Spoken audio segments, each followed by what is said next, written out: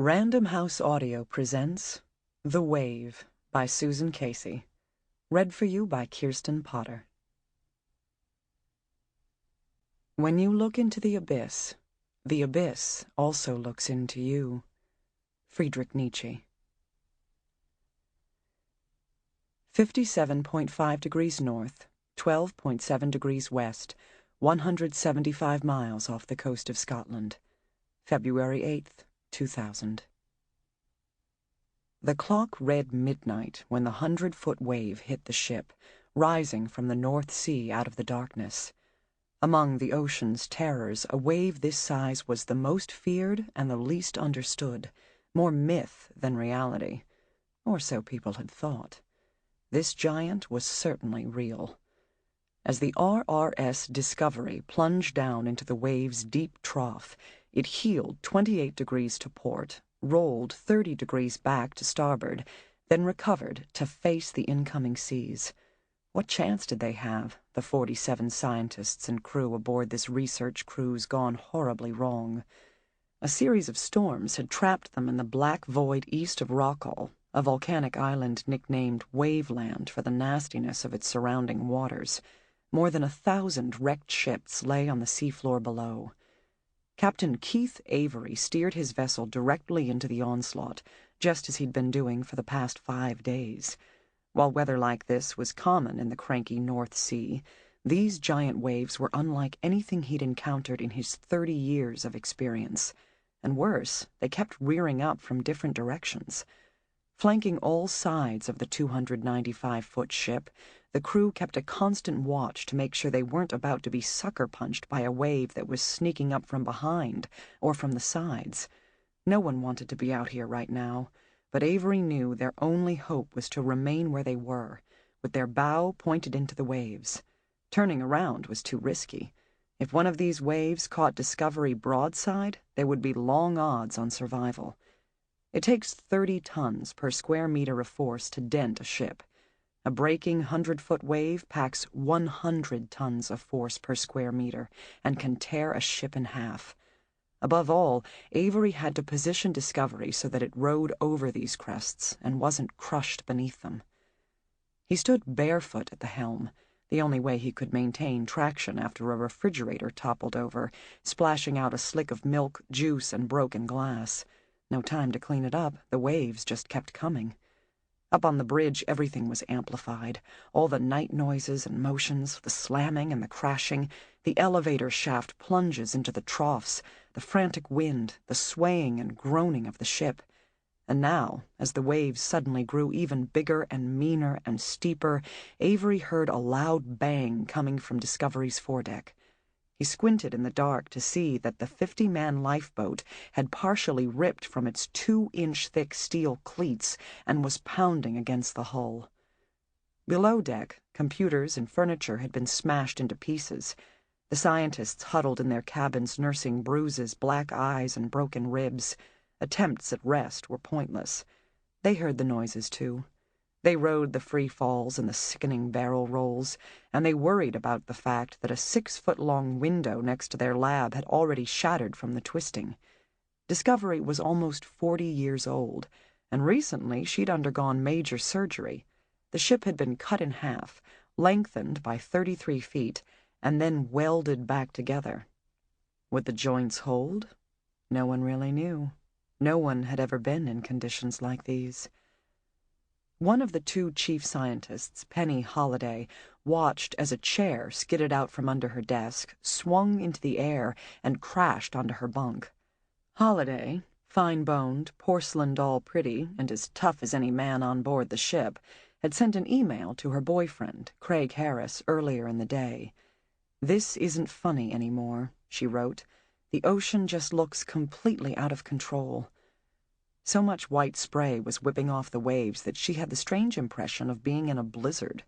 This was Waveland, all right, an otherworldly place of constant motion that took you nowhere but up and down, where there was no sleep, no comfort, no connection to land, and where human eyes and stomachs struggled to adapt and failed.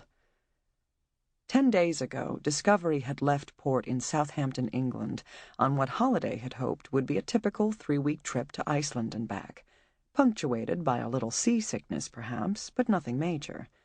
Along the way, they'd stop and sample the water for salinity, temperature, oxygen, and other nutrients. From these tests, the scientists would draw a picture of what was happening out there, how the ocean's basic characteristics were shifting, and why. These are not small questions on a planet that is 71% covered in salt water.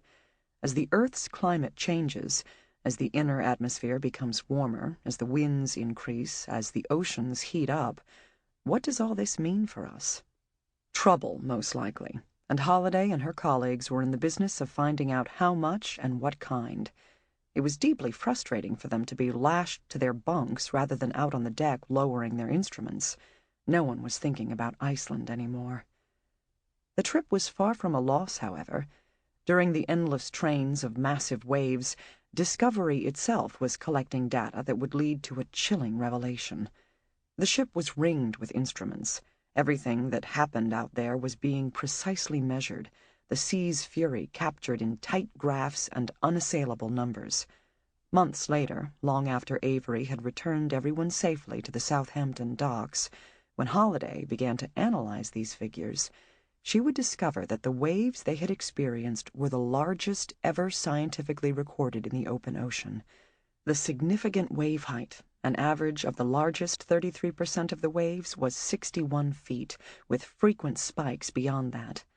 At the same time, none of the state-of-the-art weather forecasts and wave models, the information upon which all ships, oil rigs, fisheries, and passenger boats rely, had predicted these behemoths. In other words, under this particular set of weather conditions, waves this size should not have existed. And yet they did. History is full of eyewitness accounts of giant waves, monsters in the 100-foot range and beyond, but until very recently, scientists dismissed them. The problem was this. According to the basic physics of ocean waves, the conditions that would produce a 100-footer were so far beyond rare as to virtually never happen. Anyone who claimed to have seen one, therefore, was engaging in nautical tall tales or outright lies. Still, it was hard to discount a report from the polar hero Ernest Shackleton, hardly the type for hysterical exaggeration. On his crossing from Antarctica to South Georgia Island on April 1916, Shackleton noticed odd movements in the night sky.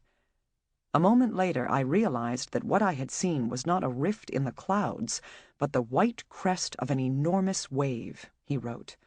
During 26 years of experience of the ocean in all its moods, I had not encountered a wave so gigantic. It was a mighty upheaval of the ocean, a thing quite apart from the big white-capped seas that had been our tireless enemies for many days. When the wave hit his ship, Shackleton and his crew were flung forward like a cork, and the boat flooded. Fast bailing and major luck were all that saved them from capsizing. Earnestly, we hoped that never again would we encounter such a wave. The men on the 850-foot cargo ship München would have seconded that, if any of them had survived their rendezvous with a similar wave on December 12, 1978. Considered unsinkable, the München was a cutting-edge craft, the flagship of the German merchant navy. At 3:25 a.m., fragments of a Morse code Mayday, emanating from 450 miles north of the Azores, signaled that the vessel had suffered grave damage from a wave.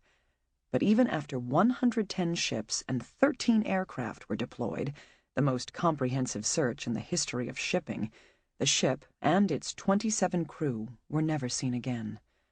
A haunting clue was left behind. Searchers found one of the München's lifeboats, usually stowed 65 feet above the water, floating empty. Its twisted metal fittings indicated that it had been torn away. Something extraordinary had destroyed the ship, concluded the official report. The München's disappearance points to the main problem with proving the existence of a giant wave. If you run into that kind of nightmare, it's likely to be the last one you'll have. The force of waves is hard to overstate, An 18-inch wave can topple a wall built to withstand 125-mile-per-hour winds, for instance, and coastal advisories are issued for even 5-foot-tall surf, which regularly kills people. Sample complete. Ready to continue?